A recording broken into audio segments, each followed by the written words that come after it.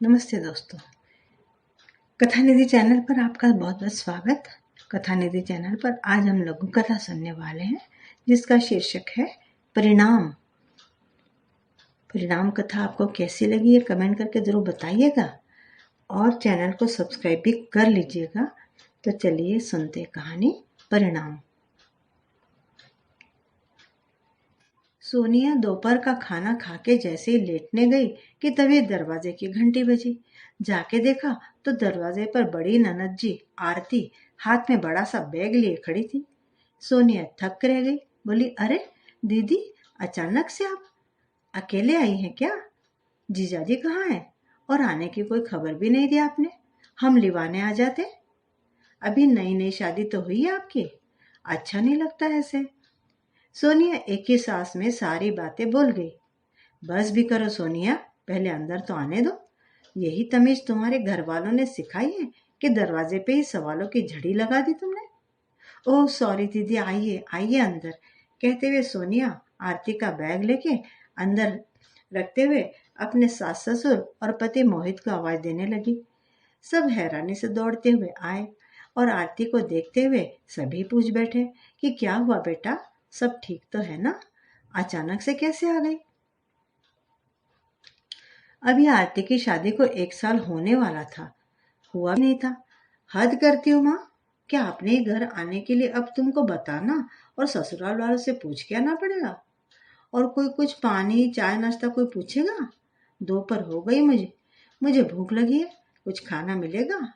हद है, हर चीज कह के मांगनी पड़ेगी क्या सोनिया? सॉरी दीदी, आप आराम से बैठिए, पहले मैं चाय लाती हूँ, फिर कुछ खाने की तैयारी करती हूँ, कहते हुए सोनिया तो किचन में चली गई। इसके बाद आरती, मोहित और सास ससुर सब साथ में बैठकर बातें करते रहे। आरती बोली, कहाँ शादी कर दी आप लोगों ने मेरी, कैसे गंवार बेवकूफ लोग हैं। मुझे उन लोगों के साथ नहीं रहना है। अपने मर्जी से तो कुछ उस घर में कर ही नहीं सकती।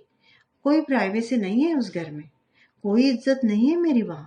हर चीज सबके साथ बांट के खाओ, हर चीज सबके साथ बांटो, हर वक्त सबसे पूछ के उनके हिसाब से चलो। इतनी मुझे आदत नहीं और ना ही मुझे ऐसे रहना है।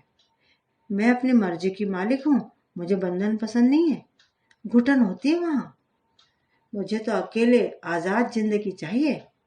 मैं तो बोल के आ गई हूँ कि अपने माँ बाप से अलग घर में मुझे रखोगे तभी आऊंगी। सोनिया के ससुर जी बोले, अरे बेटा, पर हर घर में अपने अपने अलग नियम होते हैं, थोड़ा बहुत तो एडजस्ट करना ही पड़ेगा। और बड़ों से कुछ पूछने या बताने में बुराई क्या है? यहाँ भी तो हमसे पूछती और बताती थी, फिर वहां क्यों नहीं? परिवार ऐसे ही तो बनता है, घर में बड़ों का साथ बंधन थोड़ी होता है, आशीर्वाद होता है। क्या बुराई है इसमें? और तुमसे पूछ के तो संयुक्त परिवार में शादी की थी तुम्हारी मैंने। इसका क्या मतलब है पापा? सब मेरी गलती है, यही कहना चाहते हैं ना आप? आरती रोते रोते कहने लगी। सोनिया भी दौड़ के आ गई और बोली, क्या हुआ दीदी, चुप हो जाइए, ये लीजिए पानी, साथ ही चाय नाश्ता भी ले आई सोनिया।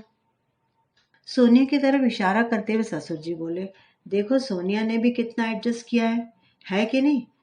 हमारे घर में उसे भी तो कितना एडजस्ट करना पड़ता है। इसके घर का भी रहन सहन, सोच हमारे घर से तो बिल्कुल अलग है। साथ ही तुम लोगों का रूखा व्यवहार भी चुपचाप सालों से सहती आ रही है। सोनिया और मोहित की शादी आरती की शादी से 3 साल पहले हो गई थी।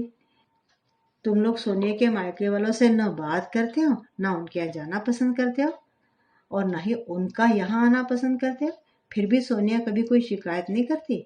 इतना सुनते ही आरती और आरती की माँ दोनों भड़क गई। सासू माँ बोली, बस बहुत गाना गा लिया आपने अपनी बहू की तारीफ में, अब चुप हो जाइए। सोनिया को कौन सा हम लोग आज तक तकलीफ दिए हैं जो ये एडजस्ट कर रही है?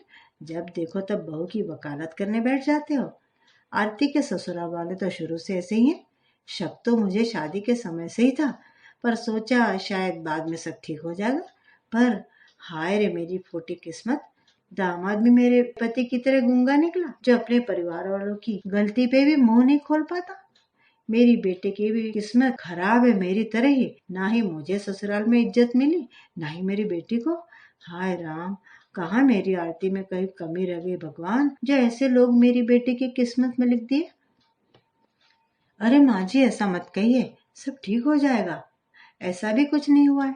सोनिया बोली, हाँ तू तो कहेगी, तेरे साथ कुछ थोड़े ना हुआ है, तुझे क्यों ये सब ज्यादा लगेगा। माँ जी, आप मेरे पे बार बार क्यों गुस्सा निकाल रही है, जैसे मैंने ही सब कुछ किया है। मैं तो आप लोग का साथ दे रही हूँ, पर आप तो जैसे अपनी बेटी की हर परेशानी के लिए मुझे जिम्मेदार बनाए जा रही हैं। सोनिया बोली। सासू माँ चिढ़ के सोनिया को फिर बोली, तू क्या कब से यहीं कान लगा के सुने जा रही है?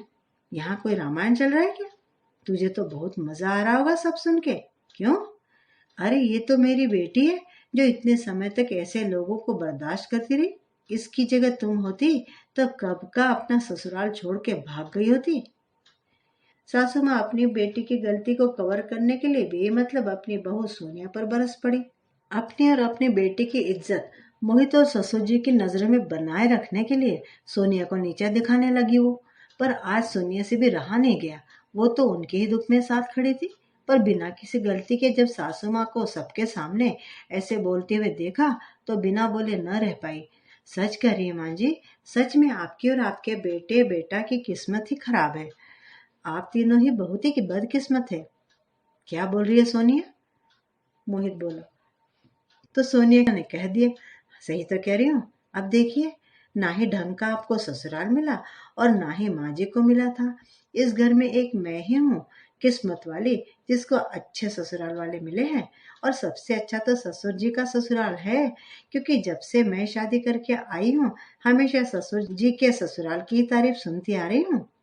ससुर जी के ससुराल वाले बात करने की, सबकी इज्जत करने की बहुत अच्छी तमीज रखते हैं, और सबसे ज्यादा तो बहू को खुश रखना और अच्छे से रखना उन लोगों को ही बस आता है।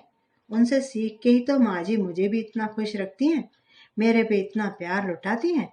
देख के मन एकदम गद गद हो जाता है। खैर, अब ये तो मेरे और ससुर जी के अच्छे कर्म का नतीजा है, जो हमें अच्छा ससुराल नसीब हुआ।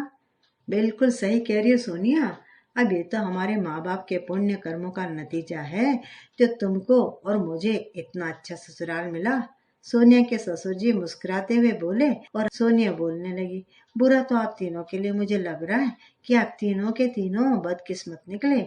एक सलाह आप सबको जरूर दूंगी कि कुछ गरीबों की और जरूरतमंदों की आप लोग मदद करके कुछ अच्छे कर्म कर लें। शायद ऊपर वाले को आप लोगों पे दया आ जाए और किस्मत बदल जाए आप सबकी। खैर, करिए आप लोग बातें करिए, मैं भी अंदर कमरे में जाके आराम करती हूँ और आप लोगों के लिए प्रार्थना भी करूंगी। यह कहते कहते सोनिया ने अपने ससुर जी की ओर बड़े अर्थपूर्ण ढंग से मुस्कुराते हुए देखा, तो वे भी मुस्कुराने लगे। उसकी बातें सुनकर सोनिया की सास आरती और मोहित कुछ क्षणों के लिए सोच में पड़ गए कि वाकई उनके घर में रहते हुए सोनिया को भी तो कितना कुछ एडजस्टमेंट करना ही पड़ता है, फिर भी उसकी सोच कितनी सकारात्मक है। तीनों ही मन कुछ शर्मिंदा से हो गए और अपने अपने कमरों में चले गए। तो मित्रों, आपको कहानी कैसी लगी?